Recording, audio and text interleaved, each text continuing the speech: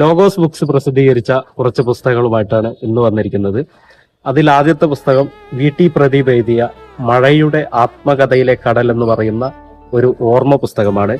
പാലക്കാട് ജില്ലയിലെ ഒതളൂർ എന്ന് പറയുന്ന ചെറിയൊരു ഗ്രാമത്തിന്റെ ഓർമ്മയാണ് ഈ പുസ്തകം നിറയെ.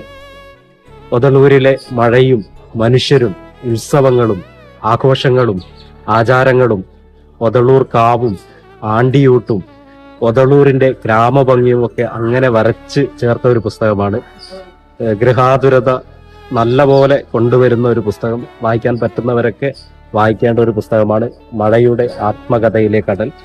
അടുത്തത് NB സുരേഷ് എഴുതിയ ഛായാമുഖിയാണ്.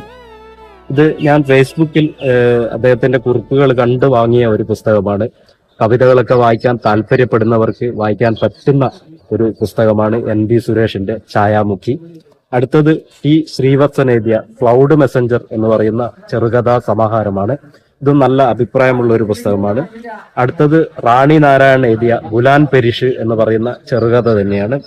അടുത്തതും VT പ്രദീപിന്റെ തന്നെ ഒരു പുസ്തകമാണ്. ഓട്ടോബയോഗ്രഫി ഓഫ് ആനൽ മല്ലു എന്ന് പറഞ്ഞിട്ടുള്ള ഒരു നർമ്മ കഥയാണ് ഈ ഒരു പുസ്തകം. അപ്പോൾ ഇന്ന് ഇത്രയും പുസ്തകങ്ങളാണ്. ഇനിയും നല്ല പുസ്തകങ്ങളുമായിട്ട് വീണ്ടും കാണാം.